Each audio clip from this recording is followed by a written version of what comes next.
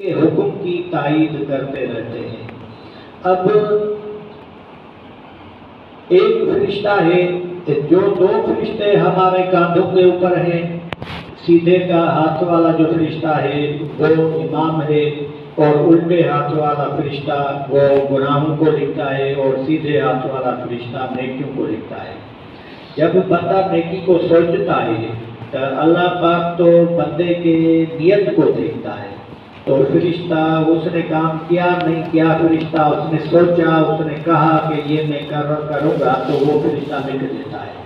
اور جو گناہ اللہ نہ کرے جو صادر ہوتا ہے، تو فرشتہ اب الٹے ہاتھ والا فرشتہ سیدھے ہاتھ والے کو عرض کرتا ہے کہ میں یہ لکھوں، تو سیدھے والا فرماتا ہے کہ وہ کیونکہ اس کا امیر ہوتا ہے تو وہ کہتا ہے کہ تھوڑی دیر صبر کرو، ہو سکتا ہے کہ یہ اللہ سے معافی مانگ لے۔ ایسا اللہ کریم ہے۔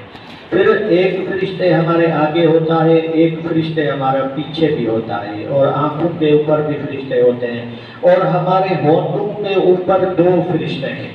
ایک فرشتہ جیسے ہی آدمی کہتا ہے صلی اللہ علیہ وسلم، تو ایک فرشتہ یہ درود پاک اس کے جس نے پڑھا اس کے نام، اس کے باپ کے نام کے ساتھ حضور اکرم صلی اللہ علیہ وسلم کے روز اطہر پر حاضر ہوتے ہیں، اور یہ درود و سلام حضور تک اس کے نام، اس کے باپ کے نام کے ساتھ سناتا ہے۔ پھر حضور اکرم صلی اللہ علیہ وسلم اپنی روحانی کیفیت کے ساتھ اس پڑھنے والے کی طرف متوجہ ہوتے ہیں، اور یہ فرشتہ جتنے بھی پہاڑوں اور جتنے سمندروں اور جن جن چیزوں کے اوپر سے گزرتا ہے، تو یہ ساری چیزیں پڑھنے والے کے لیے استغفار کرتی رہتی ہیں۔ تو یہ ان دو فرشتوں کا کام ہے۔ اور منکر نکیر ہے، اور اس کے علاوہ ایک فرشتہ ہے جس کا نام ہے اسرائیل علیہ السلام، بہت بڑا فرشتہ ہے۔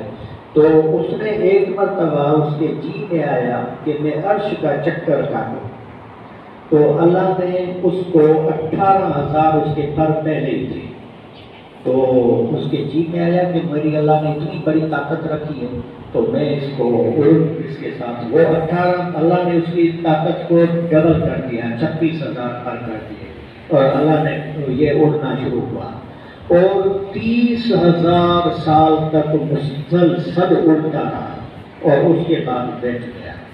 پھر اللہ نے اس کی طاقت کو ڈبل کیا، 72,000 پر کے ساتھ پھر وہ اڑا، اڑتے اڑتے 20,000 سال تک اور اڑتا رہا، تو 50,000 سال یہ اڑا۔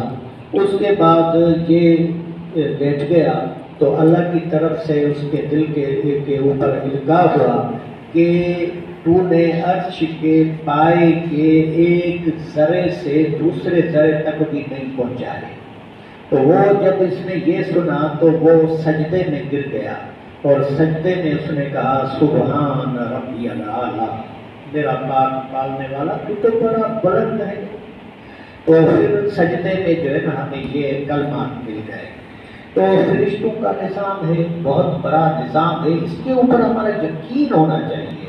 بھائی مولانا جمشید صاحب فرماتے تھے کہ بھائی مغی بات کا بھی مذاکرہ کیا تھا یا نہیں کیا تھا؟ تو بھائی جمشید صاحب ہمارے حضرت فرماتے تھے کہ بھائی اگر مغی بات کا مذاکرہ نہیں کرو گے تو ایمان کی اس سطحوں تک کیسے پہنچو گے؟ تو جس کو ہم ایمان کی مجلس کہتے ہیں، تو یہ جو اللہ کا غیبی نظام ہے، اس کے فرشتوں کے اوپر ہمیں ایمان لانا، اور اس کے بعد آمنت باللہ و ملائکتہ و کتبہ، اس کے بعد حضرت سے پوچھیں کیا کریں۔